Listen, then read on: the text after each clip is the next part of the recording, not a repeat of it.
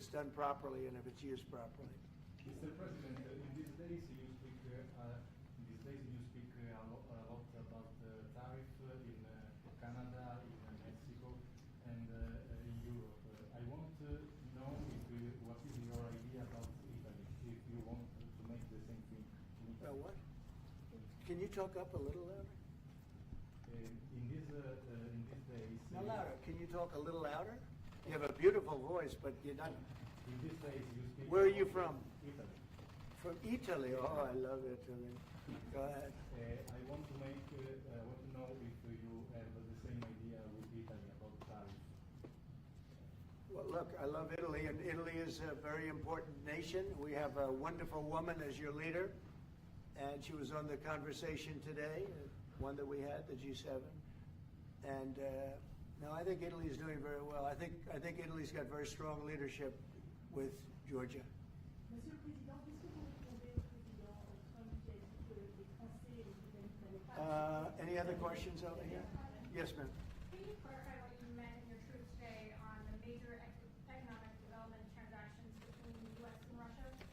With respect to what, Russia? In solving peace deal, you said there will be major economic development transactions which will take place between the United States and Russia. Yeah, we're trying to do some economic development deals. They have a lot of things that we want, and we'll see. I mean, I don't know if that will come to fruition, but we'd love to be able to do that if we could. You know, they have massive rare earth. It's a very large, it's actually the largest in terms of land. It's by far the largest country. And they have very valuable things that we could use, and we have things that they could use, and it would be very good if we could do that. I think it would be a very good thing for world peace and lasting peace. Well, I mean, our first, by far, our first thing that we want to do, the first element of the overall transaction is ending the war. But if, just as we're doing with Ukraine, if we could do some economic development in terms of Russia and getting things that we want, something like that would be possible, yes. Can you explain the rationale, sir, in the U.S. Yes, go ahead, please. Can you explain the rationale in having the U.S. vote against the UN resolutions that Ukraine proposed and also the U.S. proposed? I would rather not explain it now, but it's sort of self-evident, I think. Mr. President, first talked about increasing the tariffs on products from the European Union. Is that still something you want to do today? Well, it's not increasing, it's reciprocal. So whatever they charge us, we're charging them. So it's not a question of increasing. If they charge us 20%, we charge them 20%. If they charge us 30 or 40%, then we do that too. So that would be on European Union, but that really would be with respect to everybody. It's reciprocity. So reciprocal. Whatever they charge us, we charge them. Nobody has a problem. Even you, I see you don't have a problem anymore, right? Mr. President, are you thinking of going to Moscow soon, maybe in May for the 9th of May for the anniversary? I mean, not soon, but I would be certainly, if this all gets settled out, which I think it will, sure, I would go there. On the 9th of and May? you'd come here too. On the 9th of May on the Red Square? I don't know the 9th of May, no, I don't, I think that's pretty soon. But no, at the appropriate time, I would go to Moscow. Monsieur le Président, est-ce que l'envoi de troupes françaises I ou think the européennes war est can end envisagé en soon. Ukraine? How soon? Within weeks. Weeks? Yeah, I think so, right? Don't you think so? I'd like to have you, I think we could end it within weeks if we're smart. If we're not smart, it'll keep going and we'll keep losing young, beautiful people that shouldn't be dying. And we don't want that. And remember what I said, this could escalate into a third world war. And we don't want that either.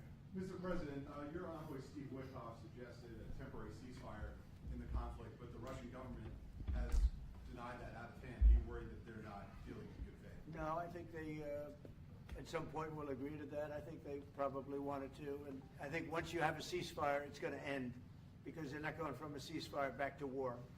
I think people have had their full. I'm just glad I was able to help because there was no communication with Russia until I came along. Biden didn't communicate. He couldn't communicate with his own child. So Biden didn't communicate. He couldn't. It was terrible. He hadn't spoken to Putin in 3 years. You're trying to end a war. People are being killed. Every week, thousands of people are being killed. Soldiers, in this case, mostly.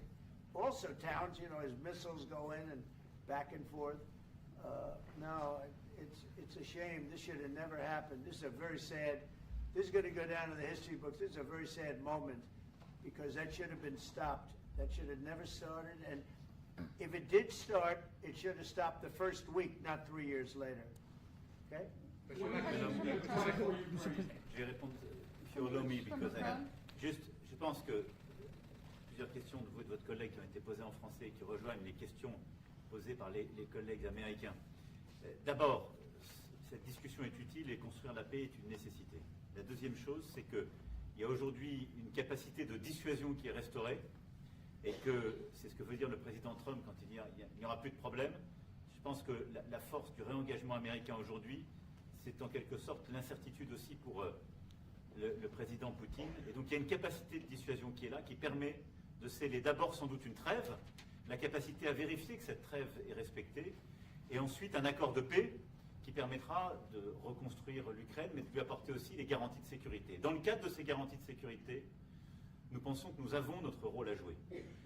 Et donc, on verra à ce moment-là de la discussion, je ne veux pas la présenter, ce qui est nécessaire pour que l'Ukraine puisse rester un pays souverain. Et d'ailleurs, dans les discussions entre l'Ukraine et les États-Unis d'Amérique, il y a cette question d'une souveraineté ukrainienne qui est respectée.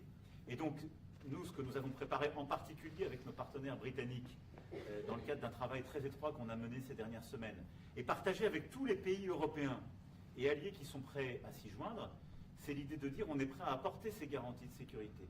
Les conditions, elles doivent en être définies. Par l'envoi de troupes. Elles doivent être définies par l'accord. Ça peut aller jusqu'à l'envoi, comme l'a dit le président, de troupes qui iront observer que la paix est bien respectée, qui iront se positionner, pas sur la ligne de front, pas pour justement, en quelque sorte, être dans le conflit, mais marquer une présence comme une garantie. Il y a d'autres moyens de soutenir qui peuvent être des soutiens accrus et capacitaires à l'armée, des structures nouvelles. Et je pense aussi que l'accord qui est discuté, le président l'a dit, la crédibilité américaine qui est mise dans ce moment, c'est aussi montrer que chacun est dans son rôle, mais que nous avons une unité, Européens et Américains, et donc avec une forme de garantie que les Américains prennent par la discussion sur les minerais critiques qui sont en train de finaliser. For Macron, By the way, that is the most that is the most beautiful language. I have no idea what he's saying, but that is the She will most translate. elegant, beautiful language. Go ahead, please. This is a question that was asked by several. What we need to do is make sure that we are building peace. We have Could you deterrence speak up, please? We have deterrence capabilities that have been restored. As President Trump said, there won't be any more problems. We've seen the U.S. re-engagement and the message that that sends to Mr. Putin. We have deterrence, which will allow a truce to take place, verification of that truce, and then a peace agreement can be put in place so that we can start rebuilding Ukraine with security guarantees. And we have a role to play in that. Again, I'm not preempting any discussions, but we've spoken about Ukraine's sovereignty, and that has been a subject of discussion between the U.S. and Ukraine. We have also been working closely with our British partners this week. We've shared this information with other European countries, and we are ready and willing to provide those security guarantees, which could perhaps include troops, but they would be there to maintain peace. They would not be along the front lines. They would not be part of any conflict. They would be there to ensure that the peace is respected. Our assistance may include other capacity building, perhaps for the military. We see U.S. credibility here. We each have our role to play, but it will be done in a united fashion. One of the frozen Russian assets under. Should give up a part of his territory? Well, we're going to see. It's a negotiation that's just starting, and they've been fighting, and there's been a lot of land that's been taken. So we'll have to see how that works out. That's part of the negotiation. I will say there was great unity in that room today. We were via Skype or whatever, but it was great, tremendous unity today in that room with the other countries. Ukraine wants I was very impressed by it. territories back. Can they take it back? What they lost in the past years? That's not an easy thing to do, is it? Right? It's not an easy. Just asking whether or not you can take back the land that they lost. And I say that, yeah, perhaps some of it, yeah, I hope so. But that's not an easy thing to do. but not For everybody. Macron on the frozen It's Russian going to be assets. something we're talking about. Will you For convince Macron Vladimir on the Putin to front- accept the European troops as peacekeeper, would you think? Yeah, he will accept that. He will accept I've it? asked him that question. You talked to him? I've asked him that question. Is said France yes? going to lift the block on the Because 300 he's billion? not, look, if we do this deal, he's not looking for more war, he doesn't mind, but I've specifically asked him that question. He has no problem with it. Is France going to lift the block on the 300 billion in frozen Russian assets in Belgium? France has opposed unfreezing it to pay Ukraine and compensate the U.S. for its support. Is France going to lift its opposition to that? This is, we speak about frozen assets. We already used them to back precisely the loans negotiated at the G7.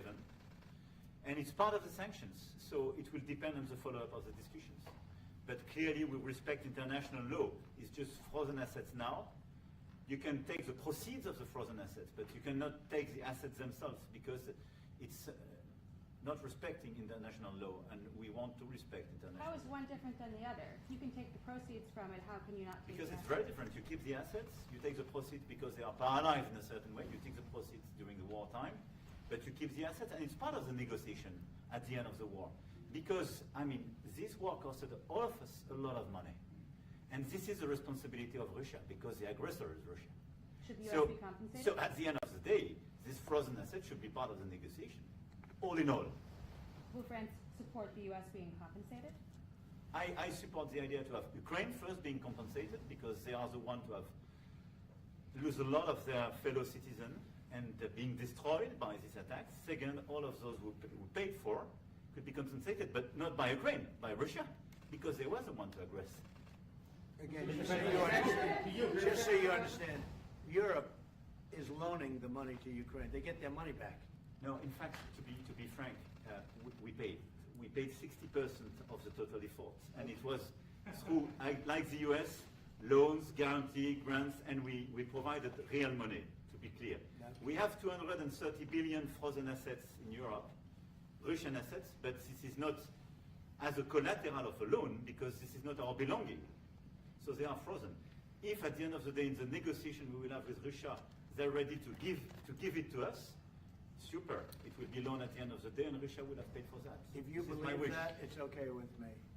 Mr. President. But they get their money back, and we don't, and now we do. But, that's We will only fight fair. about it. Mr. President, do you think Russia should be the one that pays everybody back? Are they the aggressors? Well, we're negotiating everything, and everything's on the table, and we'll see if we can get some land back, and we'll see about a lot of different things. And we're going to be making a little speech and say a few words in a little while. We're going to have another meeting, a luncheon meeting, and we'll see you in about 2 hours. Okay? Thank you very much, everybody. Thank you. Thank you, Fred. Moving out. Let's go, let's go. Moving out, Karen. Thank you very much. Thank you. Thanks, guys. All right, headed out this door right here, right here. We're moving out. Thank you, sir. Good to see you. You guys? Right Thank here. you, Mr. President. Good to see you, sir. Cameras, out the door. Thank you. Out the door. Thank you. Moving out. Let's move. Moving out. Thank you. Thank you. Thank you. Thank you. Straight out. Thank you.